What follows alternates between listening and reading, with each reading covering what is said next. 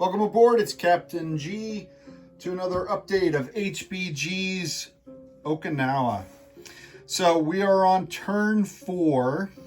We're going to do a recap of the turn, including the extremely costly naval toll on this turn, and then a brief overview of what happened on the ground, and then I will start just so you can see a mechanic, because I had some requests for some of the gameplay.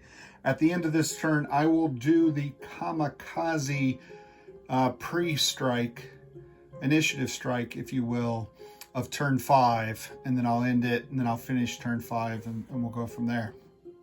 So on turn 4, the Japanese at the time had 4 operational airfields. That gave them 16 kamikazes, plus they sent the entirety of their bomber force and fighter force against the U.S. Navy. They took out three well, actually the kamikazes took out a transport with a flame tank, 2 escort carriers that were already damaged, sunk those, a cruiser, and 4 destroyers. Then on the U.S. anti-air and dogfight turn, they pretty much wiped out the bulk of the Japanese fighters coming down from Japan. These guys are the replacements at the end of the turn. So they only had 1 fighter survive, and I think they lost 1 or 2. They lost a bomber as well. So heavy losses on the Japanese Air Force. This is their reinforcements for the remaining 3 airfields, and they just took 6 fighters to try to defend these bombers, because the AA and the fighter defense of the Navy and Marine Corps is overwhelming, and they take heavy casualties every turn.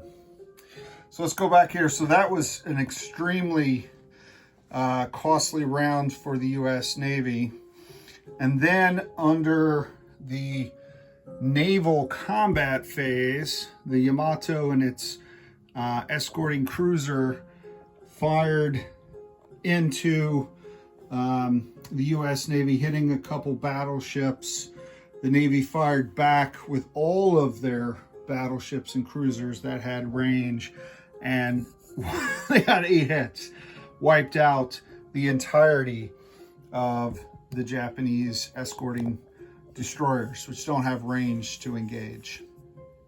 And the reason that the Yamato Task Force is not engaging in surface to action in the same sea zone is they want to allow the kamikaze subs to do that and do standoff attacks with their long range. Now that the escorts have been sunk, I am going to see if I can more or less beach this guy somewhere and just use his heavy guns, which was their original intent. I got to double check if they're allowed to do that per the rules. And so that's that. On the kamikaze subs, there are only 2 of the 4 left. One of them moved in to attack the U.S. Navy. It rolls 4 dice at 4, and then itself is removed. So that's its attack, 4 dice at 4s, and it did get a hit and sank this escort carrier as well. So they lost 3 carriers that round. Then the Navy countered and moved 3 destroyers into the sea zone with the 3rd sub. If they had missed, it could have gone on more or less silent running and avoided them. But they did hit, it fired back in defense and missed. So the Japanese lost the 2 kamikaze subs, or Kaiten submarines. They have 2 left that can still attack. So that was all of the naval fighting. Japanese artillery. Again, the army is massing its forces, so there's nothing in range, either in the south or the north. They move some of their artillery around in their movement phase. And then, so they really had nothing from a ground combat standpoint. The Japanese want this to play out as long as possible. One thing I think I skipped was in the recap, I should look at the turn order to help remind me. The U.S. Army Air Corps bombers, having damaged the one airfield, sent their bombers to try to take out these three as well. All three bombers were shot down. It's just an overwhelming amount of AA, both the airfields as well as AA units. Put you in range so you can see all three airfields. They have AA in the zones and then AA adjacent, and the AA and adjacent can also fire in. So they were rolling 5-6 dice into these zones, and they shot down all the Army bombers. So since the Army has an infinite number of bombers, we're going to continue try to take these out, because unless the Army takes it on the ground, the only other option is to knock it out of action to cut off the kamikazes. The fourth bomber tried to kill the Japanese militia, was not able to, and that forced the Army armor to roll. And he got a hit, and the militia missed, fortunately. So they did capture this airfield. They just have to now get this CB unit up there to repair the airfield, bring it back into action, and they'll get the 4 Marine Corps Corsairs. But at least they've denied the use of this airfield to the Japanese, which is in and of itself a victory. So for the Marines and Army, most of the battleships, as I said, were firing at the Yamato. So there wasn't a lot of shore bombardment. And the rule I keep forgetting, pardon me, the rule I keep forgetting is that shore bombardment, naval shore bombardment, has to be adjacent to U.S. land forces. They can't just fire off at far distance. Like, you know, for example, they could fire, if the Marines were here, they could fire there, but they could not fire up here where there's not an adjacent ground force.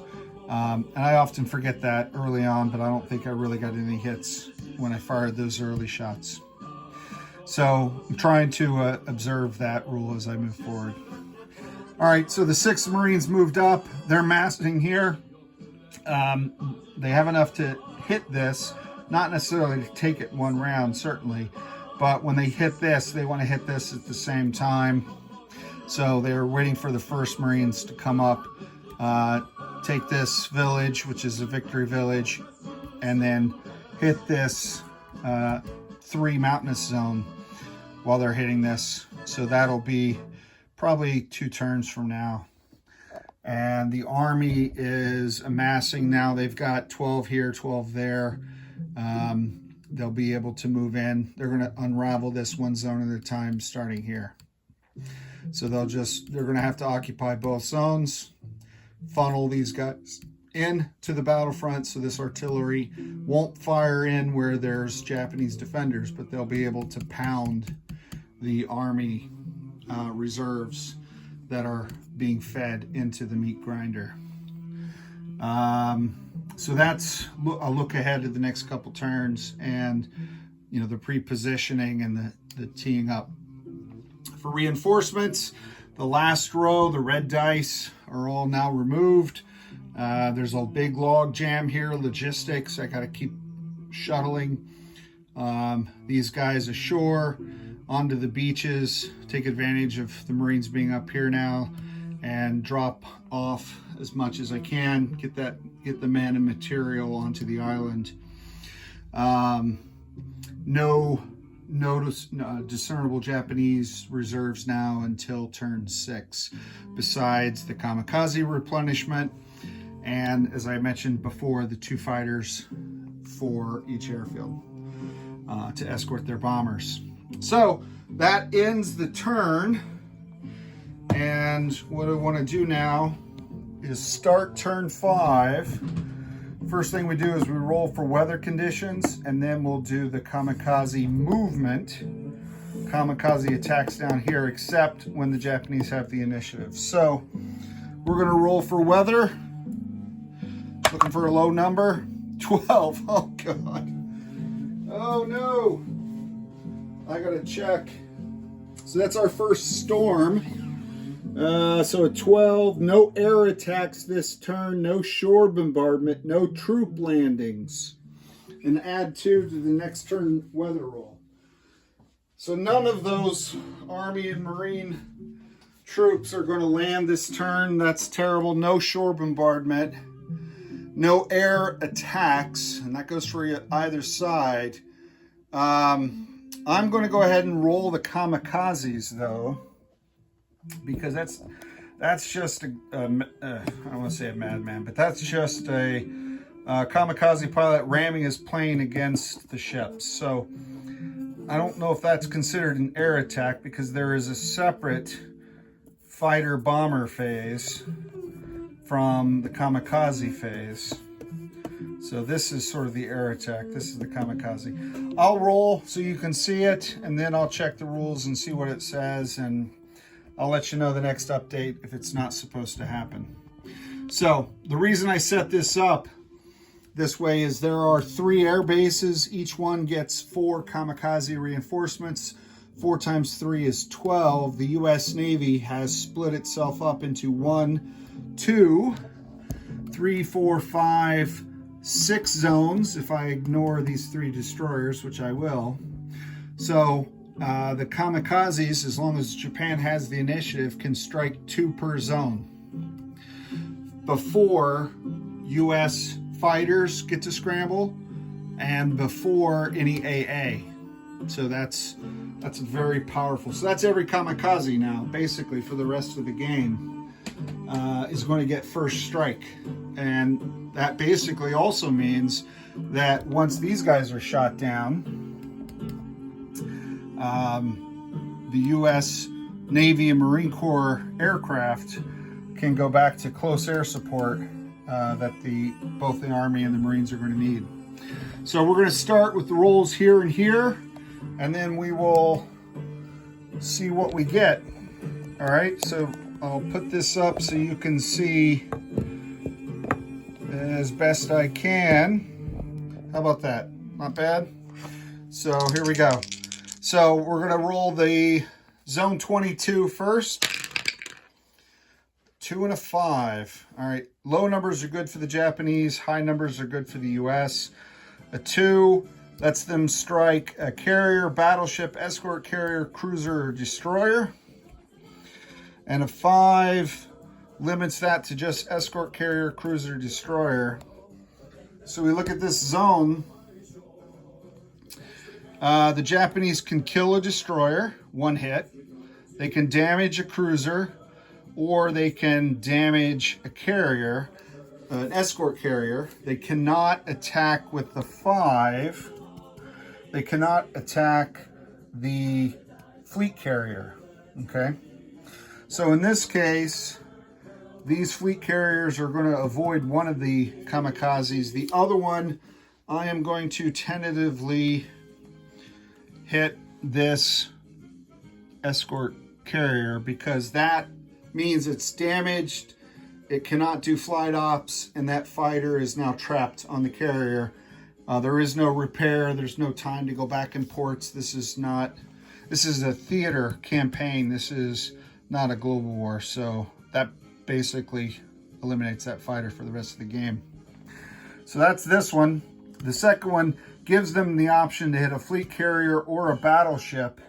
There are 2 battleships that are already damaged. So they could put a second hit on one of those. They could put a first hit on this one. Or they could put a hit on the fleet carriers. Now, I forget if they get to pick. Let me just double check. Use the chart to determine what target the attacking player may choose when rolling for kamikaze successful attack. So I'm taking that the Japanese get a pick.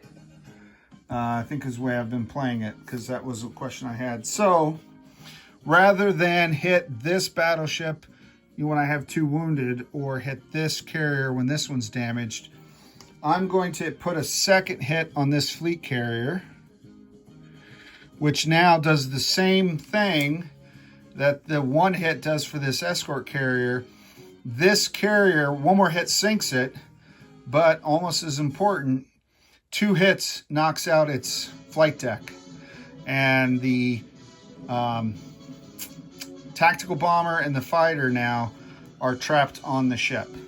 So they're basically not going anywhere. So I do this to remind me that they can't take off. That was devastating, and that was just 2 kamikazes. And I'll fix that later. You get the idea. All right, next one. Let's go a little faster now.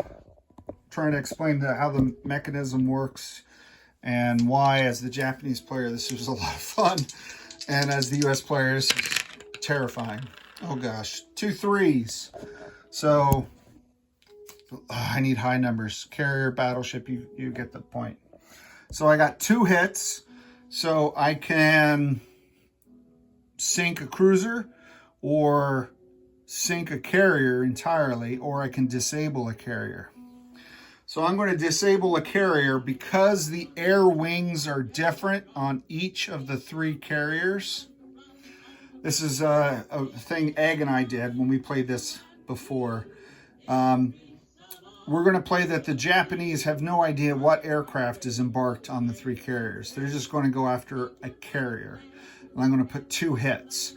So to be fair, similar to as if you had 2 transports at sea, you know, knowing which one has the tank versus the infantry, you're not going to know. You're just going to aim at a transport, right?